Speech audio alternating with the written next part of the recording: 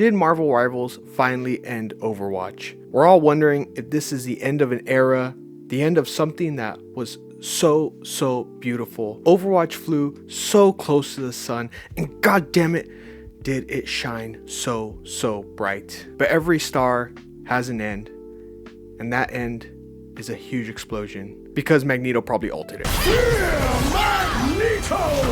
Hello everyone, get your top hats, your monocles, your huge pipes, because we are going detecting today. We are getting to the bottom of the mystery. Is Overwatch dead? Yes. Yeah. I see him. I'm seeing him right there. No, there is no pulse. There's no pulse. He's gone. It's gone. It's actually pretty easy to find for yourself. Concurrent players on Marvel Rivals is sitting at 460,000, while Overwatch 2 has 17,000. Oh my god. This wasn't just a murder. This was a massacre. But why is that? Is Marvel Rivals really that much of a better game than Overwatch 2? Well, that's a loaded question because in my opinion, it's not that simple. I have been playing a lot of Marvel Rivals lately and I have been thoroughly enjoying it. But do you want to know something? I don't enjoy Marvel Rivals as much as I enjoyed OG Overwatch. And by OG Overwatch, I mean like the first year of release. Like seriously, you could not get me off that damn game. It would be like 3 a.m. in the morning and I would work at 7 and I would not want to get off. But Marvel Rivals does satisfy that itch of me wanting to play a hero shooter, but we can talk about that in a minute. First, I want to acknowledge something that I think to be true. Marvel Rivals did not kill Overwatch, but it did stomp and mutilate its corpse. Because the answer is super simple. Overwatch killed Overwatch. And it really started after the release of Echo. That, in my opinion, is when the downward spiral began. And it never really was able to get back up. Because we all know after Echo's release, Overwatch 1 saw 0 new characters or maps added to the game until Overwatch 2 came out. This was due to the devs moving all of their people to the development of Overwatch 2. And yes, that's understandable, but what a horrible way to get that transition done. I'm sure if given another chance, they would have done it differently and maybe kept some devs on Overwatch 1 to create some maps and characters, but obviously that's not going to happen. So everyone's working on Overwatch 2. They're working on a new PvE mode. They're working on a new heroes, a hero mode. And then Jeff Kaplan quits. And wow, that was huge news at the time because Jeff was kind of like the Overwatch guy. He was the one always speaking during the dev updates. He was kind of like the front man for Overwatch. We wouldn't find out until years later the real reason that Jeff left. We wouldn't find out until years later why Jeff quit.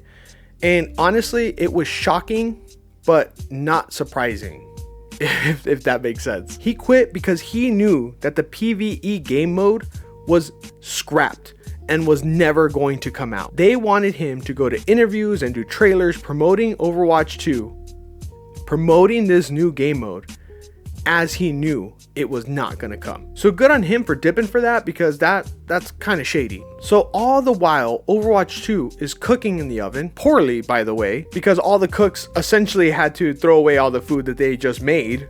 And like a bad episode of Top Chef, they had to come up with something on the fly. All the while, Overwatch was starving for content and they slowly started to see their player base diminish. But everyone still kind of had high hopes at the time. They thought, hey, well, at least we're getting a PvE mode soon, right? Well, we know the answer to that. Boom, 2022 finally comes. We finally get Overwatch 2 and all its glory. And we got 2 new characters, 1 new game mode, and a super stress tank player because it's 5v5 now. Wait, these don't sound like good things? Well, because they really weren't that great. I guess for some people, they thought this was good enough, but hey, they kept playing because in a few months, we're gonna get PvE mode. And before we continue, I wanna make one thing very clear. I hated that Blizzard deleted Overwatch 1 and made players download Overwatch 2 to play, but I did think it was really cool that they let you keep all of your cosmetics from Overwatch 1, so thumbs up for that. So Overwatch 2 is out and it's getting kind of like meh reviews, more of the same type of gameplay reviews. It did not make the impression it really needed to. And everyone was kind of like, this is what you made us wait 3 years for? This is why you kept us starving? And just a few months later, we got the news that the PvE mode had been scrapped and that this was Overwatch 2. And everyone collectively realized what had happened. Overwatch's model of selling loot boxes to players wasn't bringing the cash they wanted anymore. So the reality is that they made Overwatch 2 to change the entire storefront. Skins cost $20 now, and we can expect season passes every 3 months or whatever. Characters are no longer free and they are now behind the battle pass. Cool, exactly what we needed. This was the real reason Overwatch 1 was deleted. For money. And to absolutely no one's surprise, people were not happy about it. This is when Overwatch died.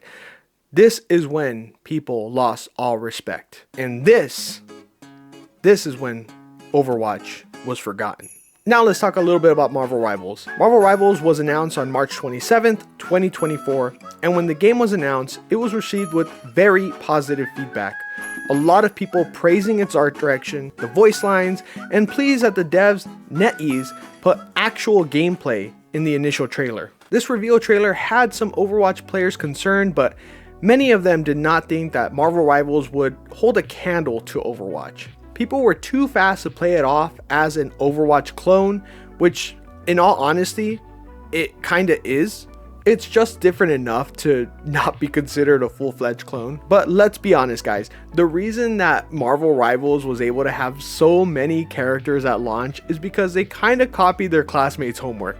But it wasn't until the first early access event that a lot of Overwatch players and content creators began to realize that this was it.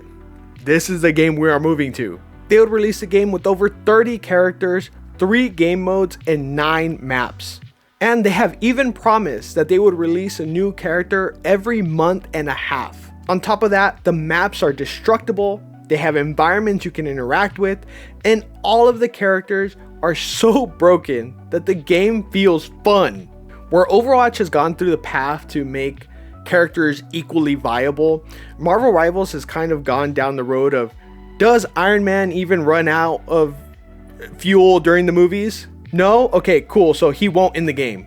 They aren't focused on making every character competitive, they are focused on the fun factor, which is super refreshing because Overwatch hasn't been doing that for a long time. If you're playing Overwatch, you have to like constantly be looking up updates. Has this character gotten nerfed? Has this character gotten buffed? Has this character got a whole rework? And Marvel Rivals is more like, well, you know, Punisher can be Bastion and like never run out of ammo. and it doesn't matter. Iron Man can fly the whole time. We don't have to have somebody like chronically pushing shift. The game is also 6v6 and there is no role queue, so you can play 60 PS on your team just as the good Lord intended. And trust me when I say that Marvel Rivals feels like the full package. You can tell the devs of this game loved Overwatch. You can tell they gathered what they thought was the best parts of Overwatch and added what they thought it was missing to make a fun and polished game. And yes, the Marvel IP does help with the popularity of Marvel Rivals, but it doesn't carry Marvel Rivals. Want proof? Okay, cool. In the comments, leave me a review of Marvel Avengers. Or how about Midnight Sun? Leave me a comment of your review of Midnight Sun. Yeah, that's what I thought. Marvel Rivals capitalized on the mishaps of Blizzard, and they knew that they were provided a vacuum that they were able to fill with Susan Storm's. So, did Marvel Rivals kill Overwatch? No, but they did run over its corpse. But it is sad to see. Honestly, I don't even think that the Marvel Rivals team wants to see Overwatch be dead. You just know that they love the game and we're all collectively sad that it's going down this way. And the worst part is I don't see a future where Overwatch makes a comeback. There's so many issues that game has, so many broken promises, and the smell of desperation for cash from its player base is palpable. It's disgusting. Overwatch kinda reminds me of going to a mall in 2025. Many times it's empty, there's lights on, there's some people there, but no one's shopping, no one's buying anything. Like a mall, it's not going out with a big explosion, a huge celebration. It went out with a whimper. And I don't think it has the strength to claw its way out, especially when its successor is so high on top of the mountain. If you enjoyed the content, please consider subscribing, leaving a like and a comment. All that stuff really does help with the YouTube algorithm. And if you don't mind, click this video. I don't know where I'm putting it, but it's about my predictions for the games that are coming out in 2025. It got like 50 views. I think it's a lot better than that. I think it's better than just 50 views. So if you don't mind checking that video out, leaving a like and a comment on that too, I would appreciate that. Thank you so much for getting this far in the video, and I do hope that you enjoyed it. It came from someone who truly loved Overwatch for many, many years back in the day, and honestly, I'm sad to see it go too. Anyways, I thank you. Hugs and kisses. Bye.